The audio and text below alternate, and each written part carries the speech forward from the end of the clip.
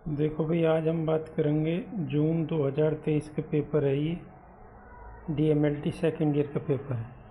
इसमें histopathology, cytopathology मतलब tissue के बारे में, सेल के बारे में और ब्लड बैंकिंग के बारे में और बायोमेडिकल वेस्ट मैनेजमेंट के बारे में पढ़ाई होती है इसमें।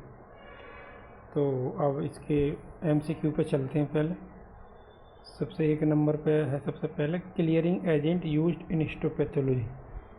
ये क्वेश्चन कहना चाह रहा है कि हिस्टोपैथोलॉजी में जो क्लियरिंग एजेंट है वो कौन से यूज होता है। तो एल्कोहल है, H&E स्टैनिंग है, ये जाइलिन है या नन, या कोई नहीं है। तो इसमें कौन सा सही है जी? जाइलिन है। ये मैंने आर का मतलब राइट ये लिख दिए हैं मैंने, ठीक। नंबर 2 पे है जी speed of platelets agitation in blood bank. Blood bank के अंदर जो है प्लेटलेट की एजिटेशन की जो स्पीड है, ये चिपकने की स्पीड कह सकते हैं शायद, ये है इसका मतलब। वो कितनी है? 45 से 50 साइकिल पर मिनट। यहाँ पॉइंट नहीं है, ये डैश के निशान मान लियो, माइनस जैसे। 50 से 65 साइकिल पर मिनट, 65 से 70 साइकिल पर मिनट, या 70 से 85 साइकिल पर मिनट। तो इसका राइट आंसर है 50 से 65 साइकिल पर मिनट, ठीक है। देखो फैन चल रहा है तो इसमें कैमरा में कुछ वो हो रही है, मतलब सही से कभी कभी धुंधला से दिखाई दे रहा है, पर इतनी तो समझ में आ ही रहा है कि तुम समझ सकते। Storage temperature of platelets concentration. जो प्लेटलेट कंसंट्रेशन का स्टोरेज का जो टेम्परेचर है वो कितना होना चाहिए? 15 से 17 सेल्सियस, 18 से 20 डिग्री सेल्सियस, 22 से 24 डिग्री सेल्सियस, या 24 से आगे की गलत लिख दी, 26 हो सकती है, 26 सेल्सियस, ठीक। तो इसमें है जी 22 से 24 डिग्री सेल्सियस पे क्या है? स्टोरेज टेम्परेचर है किसका? Platelet concentration. SAGM की फुल फॉर्म क्या है? तो इसकी फुल फॉर्म है सलाइन एडेनिन ग्लूकोज मैनिटोल, ठीक है ना। सलाइन एडेनिन ग्लूकोज मैनिटोल, ये राइट आंसर। और नंबर 2 पे है सीरम। सीरम के बाद ये एडेनिन है, मैंने शॉर्ट में लिख दिया, सीरम एडेनिन ग्लूकोज मैनिटोल। इसमें सलाइन है, इसमें सीरम। तो सीरम तो होता है ब्लड के अंदर, तो सीरम का तो कोई मतलब ही नहीं समझे, ठीक।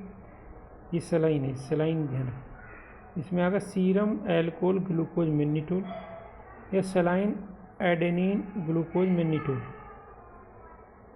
नहीं, ये है सलाइन एल्कोहल ग्लूकोज। इन दोनों में एल्कोहल है, इन दोनों में एडेनिन की जगह एडेनिन, ठीक है। ऐसे तो इसमें भी सलाइन है, सलाइन के बाद पर इसमें एल्कोहल है, इसमें एडेनिन, तो एडेनिन की ध्यान रखना। Saline adenine glucose mannitol right answer.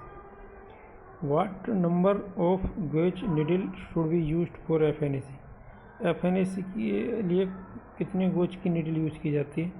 तो उसको करते हैं हम 20 से 23 गोज की। 10 से 20 भी दे रखा है इसमें, 16 से 18 दे रखा है, 25 से 26 दे रखा है। तो इसमें राइट आंसर है जी 20 से 23 गोज की। अब चलते हैं जी ट्रू एंड फॉल्स पे। सबसे पहला क्वेश्चन है formaldehyde is used for fixation and hardening tissue. ये कहनी चाह रही है फॉर्मेल्डिहाइड है वो फिक्सेशन के लिए और हार्डनिंग ऑफ टिश्यू को हार्ड करने के लिए यूज की जाती है हिस्टोपैथोलॉजी। तो ये आंसर सही है। ये हार्डनिंग की तो मेरे को नहीं मालूम, लेकिन फॉर्मेल्डिहाइड जो फिक्सेशन के लिए यूज की जाती है ये तो मेरे को मालूम, पर इसमें हार्डनिंग की भी कह रहे तो हार्डनिंग की भी करते हो। आगे malaria parasite found in connective tissue. ये फॉल्स है।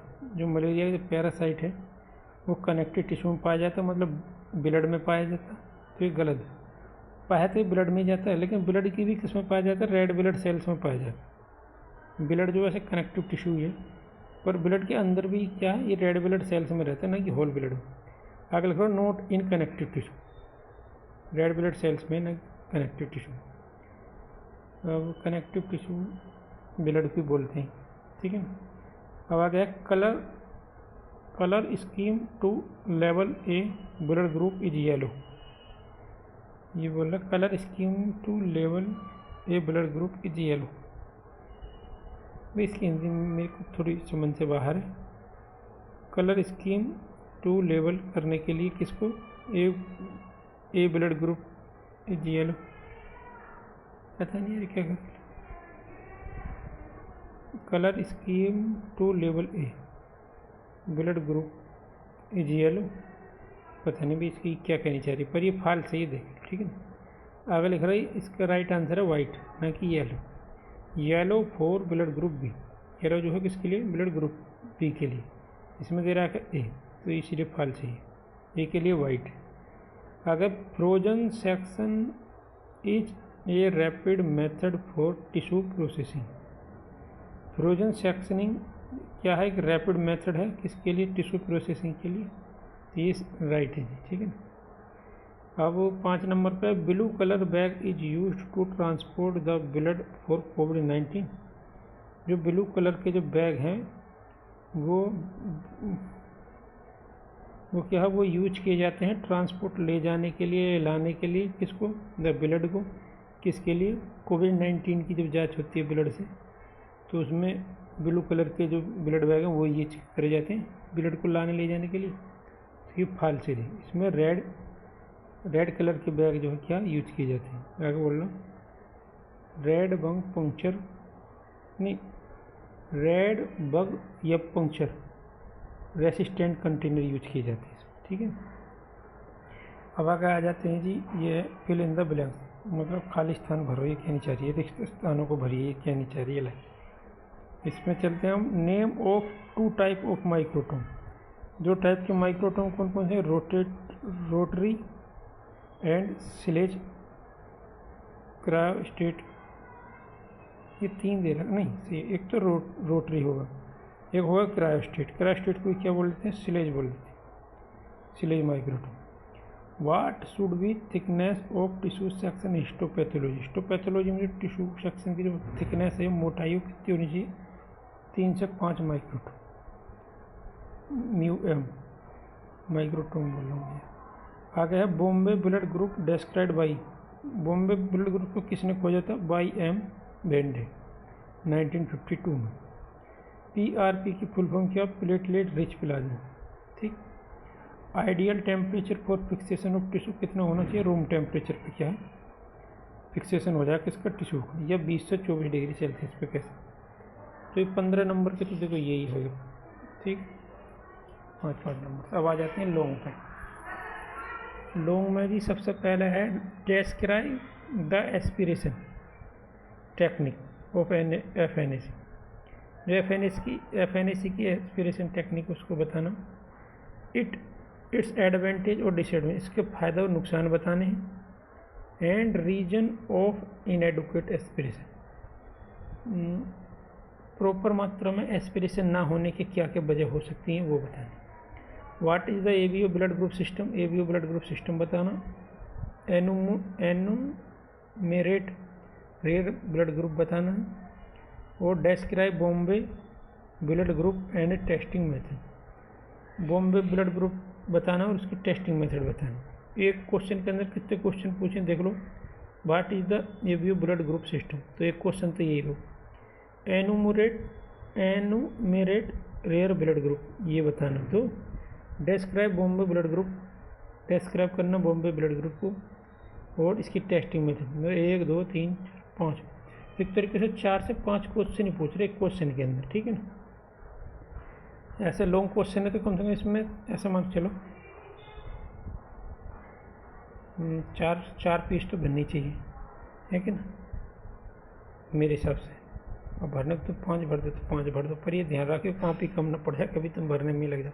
Discuss the laboratory investigation in blood transfusion reaction, जो ब्लड ट्रांसफ्यूजन रिएक्शन के लिए लेबोरेटरी इन्वेस्टिगेशन के बारे में बताना।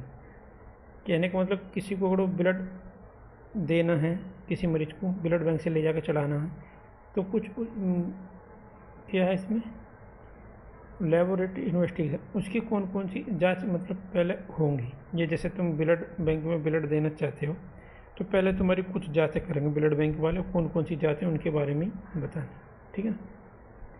आगे disposal of expired blood and basic of biomedical waste management, dispose करना है किसको, एक्सपायर्ड ब्लड को, और बेसिक बताना है इसके बारे में, बायोमेडिकल वेस्ट मैनेजमेंट के बारे में। What is histopathology and describe the tissue processing in detail. What is histopathology क्या है और डिस्क्राइब करना किसको, टिश्यू प्रोसेसिंग को, किसमें, डिटेल में।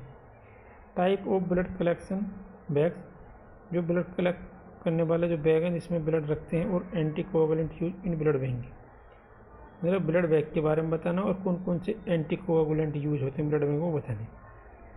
जैसे CPD भी है, और CPD और एक अभी SAGM पिछले पेज पे हम देखे थे वो।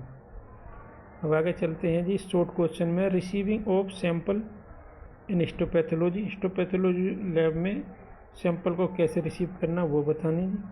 And processing for grossing, grossing के लिए कौन की जो प्रोसेसिंग है वो बताने। Which is icing in histopathology, histopathology lab में आइसिंग क्या है वो बतानी है।